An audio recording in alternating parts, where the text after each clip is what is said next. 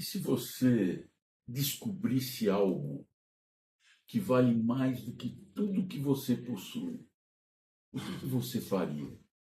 O que é essa descoberta, esse tesouro? A gente vai falar sobre um tema hoje, interessante esse tema, que é o reino de Deus. Você sabia que existe um reino de Deus? Então, talvez você tenha algumas perguntas, como é que é isso, né? Onde está o reino? Que reino a gente fala às vezes, o Reino Unido, um país, onde é que está? Nós vamos falar um pouquinho sobre esse tema hoje, que é muito legal. E Jesus estava explicando o que é o reino de Deus. E ele explica através de parábolas, para que as pessoas pudessem ter um entendimento melhor, né? Olha, eu vou ler um texto para vocês aqui, está em Mateus 13, 44. Ele diz assim: o reino dos céus é semelhante a um tesouro escondido no campo, que um homem esconde. Naquela época não tinha banco, então as coisas preciosas eles escondiam. Jesus está exemplificando, né? Que um homem esconde. Depois de achá-lo, o cara achou, escondeu no campo, enterrou lá. Muito bem. Então, em sua alegria, olha só a alegria que esse homem ficou. Ele estava andando, achou um tesouro e escondeu no campo. Só que aquele campo lá não era dele, talvez, né? Escondeu lá. Aí o que ele faz? Ele vende tudo que tem e compra aquele campo, porque o tesouro estava escondido lá. E aí passou a ser posse sua. Então aquele tesouro era dele. Jesus está explicando dessa forma o reino de Deus, que é um tesouro, né? Que o homem ficou alegre, vendeu tudo que ele tinha para comprar aquele campo onde estava guardado o tesouro. Isso era o próprio Jesus falando, era o próprio Jesus contando como que é o reino, como que ele é precioso, né? E o que a gente pode aprender disso tudo, né? É um tesouro que muitos não percebem. Muitos não conseguem enxergá-lo, né? O reino de Deus, ele está presente no mundo. Jesus instaurou o reino. Quando Jesus começou o seu ministério, ele começou o reino de Deus. Mas muitos não percebem isso, né?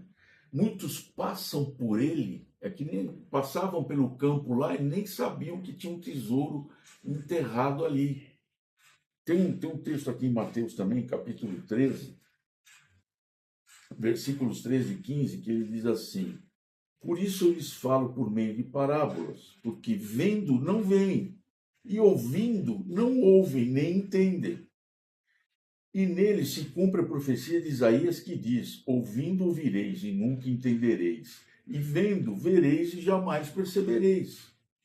Porque o coração deste povo se tornou insensível, e com os ouvidos ouviram de má vontade e fecharam os olhos para que não vejam.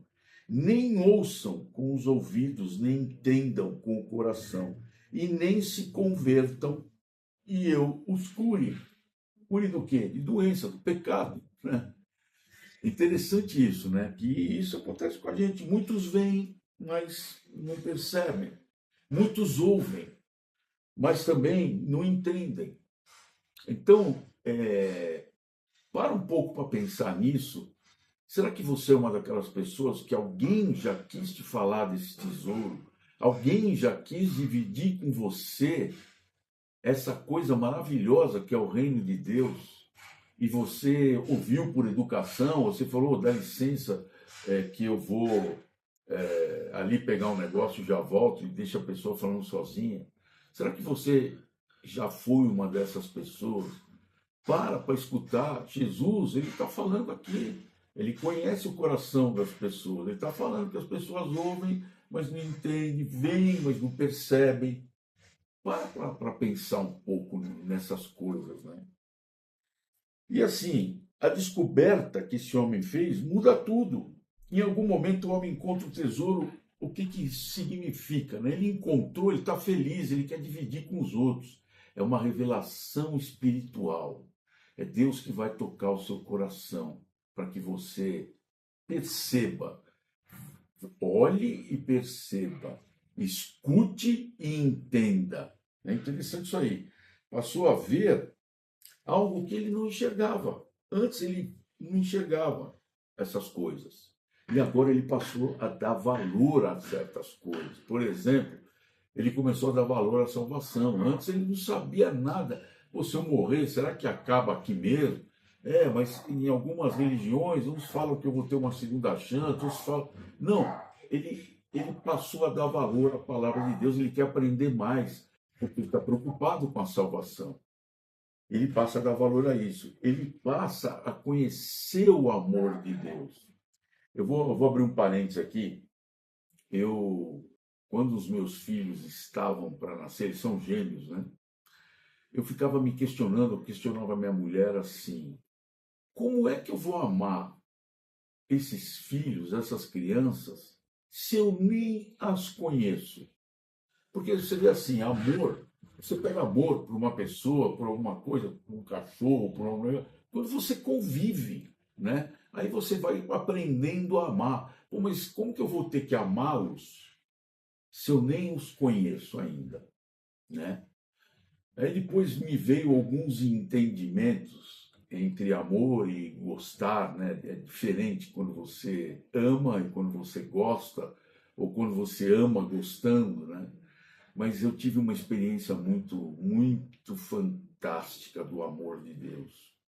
A Luísa, minha filha, ela nasceu com um problema, segundo o médico dela, acertadamente, ele falou para mim assim: Marcelo, olha, não se, eles são, como eles eram gêmeos, eles nasceram prematuros e o pulmãozinho não estava formado ainda, né? Eles nasceram com 8 meses, estava em formação. Então ela teve que ficar lá naquela incubadeira lá, sei lá, 15 dias ali. Ele falou: olha, se você tivesse em outro hospital, você já estaria com ela nos braços, mas aqui eles não pagam para ver. Então eles foram para a UTI, né, neonatal, porque eram gêmeos, né, pequenos, muito pequenos, e ficaram lá. E a Luísa teve que ficar 14 dias lá, porque ficou tomando antibiótico e tal. E realmente, eles nasceram numa quinta. Ele falou: você vai ver que no sábado ela já vai estar zerada. E realmente foi o que aconteceu. Mas eu fiquei apavorado. Eu ajoelhei com a Ângela, a gente orou para Deus e tal. E naquele momento eu compreendi um pouco do amor de Deus. Por quê? Eu não conhecia a Luísa, não a tinha pegado nos meus braços, mas eu queria estar no lugar dela. Eu queria entregar minha vida por ela. Interessante isso. E aí eu percebi o amor de Deus. Quer dizer, pô, nós somos pecadores e Deus deu a vida dele. Ele morreu no meu lugar, no seu lugar. E eu compreendi esse dia, eu nunca me esqueço desse dia que eu compreendi de fato, né, senti de fato que Deus me amava, o amor que Deus tinha e tem por nós, que Ele deu a sua vida por nós.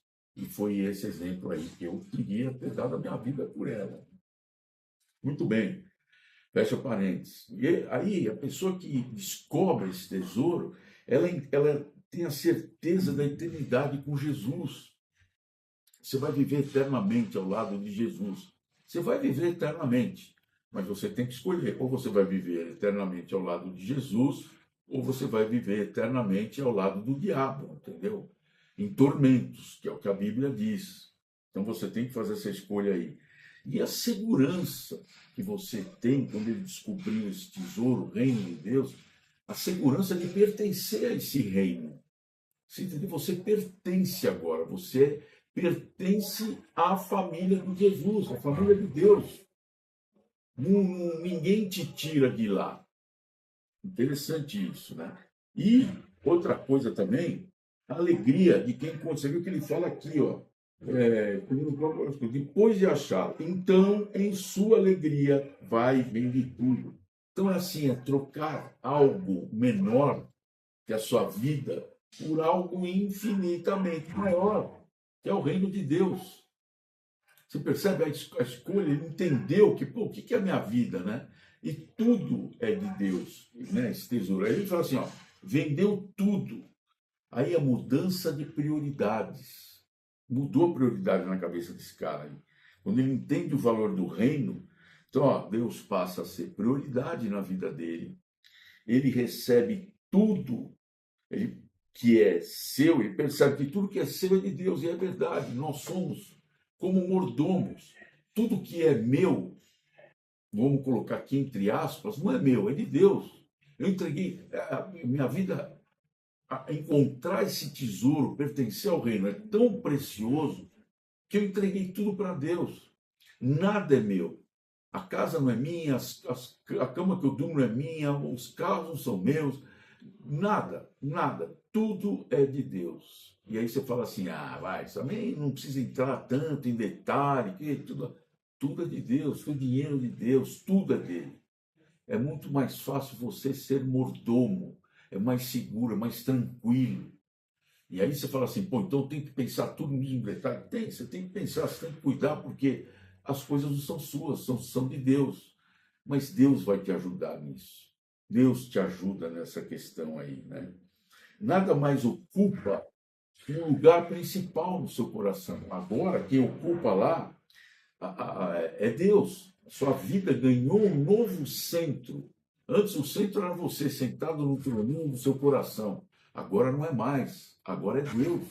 Deus que está sentado no trono, no meio do seu coração. Tudo é dele para ele. E com ele você vai viver.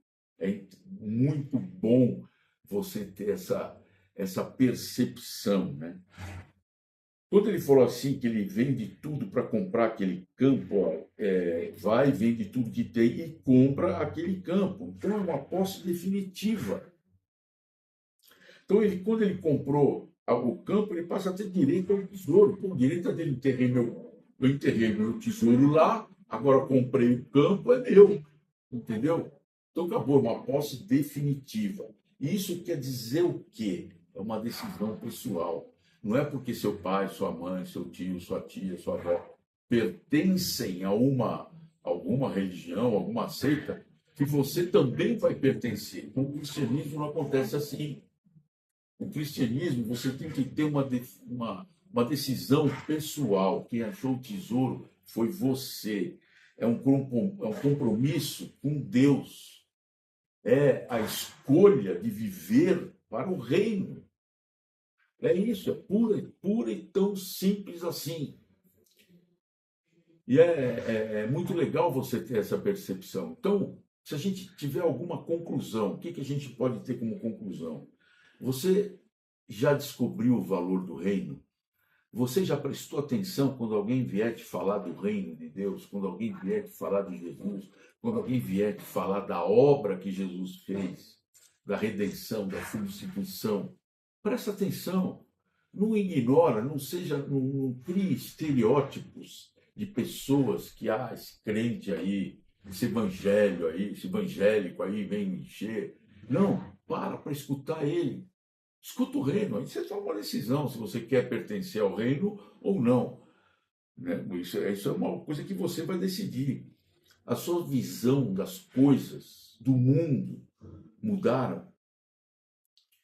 Vai mudar, tem que mudar. E aí você não precisa se preocupar, falar assim, caramba, então agora eu não posso pecar nunca mais. Não é isso, você vai continuar sendo um pecador, você vai continuar pecando. Mas você vai dar nome aos seus pecados, você vai saber aonde você pecou, você vai poder pedir perdão para Deus por aquele pecado específico, se arrepender daquele pecado específico. E aí você fala, caramba, eu não consigo parar de pecar nesse tema, nesse assunto. Mas você vai pedir para Deus. Deus agora é seu aliado. Deus agora é o rei do reino a qual você pertence. Ele vai te ajudar. Você por si só não consegue muitas vezes. Então Deus vai lá e te ajuda. E as suas prioridades mudaram? Antes você tinha talvez algumas prioridades. Quando você era do mundo, quando você pensava no mundo, mas pode ser que agora elas mudem e devem mudar. Sua prioridade agora é agradar a Deus. Às vezes você tinha prioridades no seu trabalho para agradar o seu chefe ou para, sei lá, para não ficar queimado. não, então assim, eu estou meio assim, fazer até coisas erradas para agradar os outros. Acabou. Suas prioridades agora são outras. Deveriam ser. E peça para que Deus ajude nessa mudança de prioridades. E a sua vida mudou? Antes você tinha uma vida é, meio, não vou dizer meio torta, né? Não significa que você não vai poder mais ir num bar com seus amigos, tomar um drink, lá, uma cerveja, conversar. Era diferente de quando você ia num bar e saía de lá carregado, bêbado, dirigia bêbado, correndo o risco de ter acidentes e machucar pessoas. Então, essas coisas têm que mudar. Antes você ia num jogo de futebol, largava a sua família em casa, ia lá no jogo de futebol, enchia a cara, brigava com todo mundo, falava palavrão. Sabe, a gente faz muitas vezes essas coisas, mas a sua vida tem que apresentar uma certa mudança. E vai, porque agora você pertence ao reino. E agora uma pergunta que alguns já fizeram também, né? E vem cá, e onde está esse reino? Onde está esse reino? Se é tão legal assim, eu quero conhecer pelo menos, né? E essa pergunta os fariseus fizeram para Jesus, assim, ó, está lá em Lucas, capítulo 17, versículo 20, 21, diz assim: interrogado pelos fariseus sobre quando o reino de Deus viria, Jesus lhes respondeu: o reino de Deus não vem com aparência exterior, nem dirão está aqui ou está ali, pois o reino de Deus está entre vós. Essa palavra está entre vós, em grego. Eu tenho uma Bíblia em grego aqui, e às vezes para a gente tirar, tá vendo? Essa Bíblia aqui, ela é 3 em 1, né? Tem a versão King James, é a nova versão internacional, e há uma linguagem grega, original do Novo Testamento.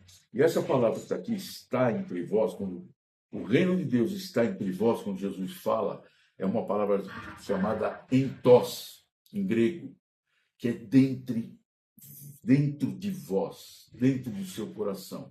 Os caras, o pessoal, os fariseus, eles estavam esperando um reino visível, porque eles estavam sob o jugo romano. Então eles queriam que viesse um rei com todo o poderio militar para acabar com aquele jugo romano.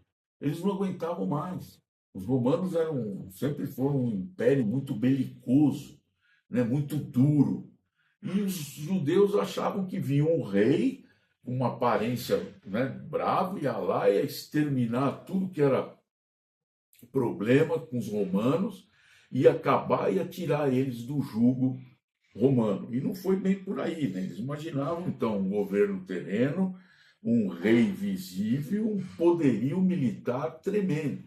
Mas não foi bem assim que aconteceu. Primeiro, que quando Jesus fala aqui, Jesus inaugurou o reino, porque ele era o próprio rei, ele é o próprio rei, e ele vai voltar. Jesus, lembra quando João Batista viu Jesus e falou assim: eis o Cordeiro de Deus que tira os pecados do mundo. Ele veio a primeira vez como cordeiro, a segunda vez ele vem como leão, leão da tribo de Judá. Ele vem ocupar o trono dele, que era proveniente de quem? De Davi.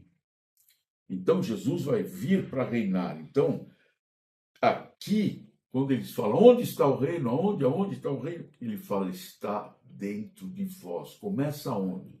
Começa no coração. O reino começa no coração. Esse sentimento de pertencimento a uma coisa maior, que é o reino, começa no seu coração. E começa como? Você se submetendo a quê? Ao governo de Deus. Claro, você tem que se submeter às leis, né? Você tem que se submeter às leis aí dos homens. Mas você agora pertence, é como se tivesse dupla nacionalidade, sabe assim? Você tem nacionalidade brasileira e alguma outra nacionalidade. Você tem que se submeter às leis do seu país de origem, que agora você tem outra cidadania, você tem que se submeter às leis de lá também. Mas aqui você vai ter que se submeter ao governo de Deus. Olha que coisa maravilhosa. E outra, por exemplo, aqui, nós estamos no Brasil, preciso falar com um senador, preciso falar com um deputado. Você não consegue. Quero falar com o vice-presidente, com o presidente. Você não consegue. Aqui não. Aqui você está sob um reino. Você pertence a um reino cujo rei você tem alcance a hora que você quiser. É só você orar, é só você pedir para ele, é só você agradecer a ele, é só você pedir orientação a ele. É assim que funciona o reino de Deus. Então, concluindo, o reino de Deus já existe, mas não está instaurado ainda. Vai ser instaurado, mas ele já existe. E sabe aonde? Dentro do coração das pessoas. Cada uma das pessoas que entregaram suas vidas a Jesus já pertencem ao reino de Deus. Tá bom? Então, quando alguém vier te falar sobre alguma coisa de Jesus, dê ouvidos, escuta. Se você não quiser pertencer, você abandona, você fala, não quero saber disso agora. Pronto, mas pelo menos escuta. Não faz que nem falou lá em Mateus, aqueles que ouvem, mas aqueles que veem, mas não percebem, aqueles que ouvem, mas não entendem. Não seja uma pessoa assim. Dê ouvidos, tá bom? E é no nome precioso e santo do teu Filho amado, Jesus Cristo, que eu peço para que vocês possam entender e querer fazer parte desse reino, tá bom? Amém, Senhor.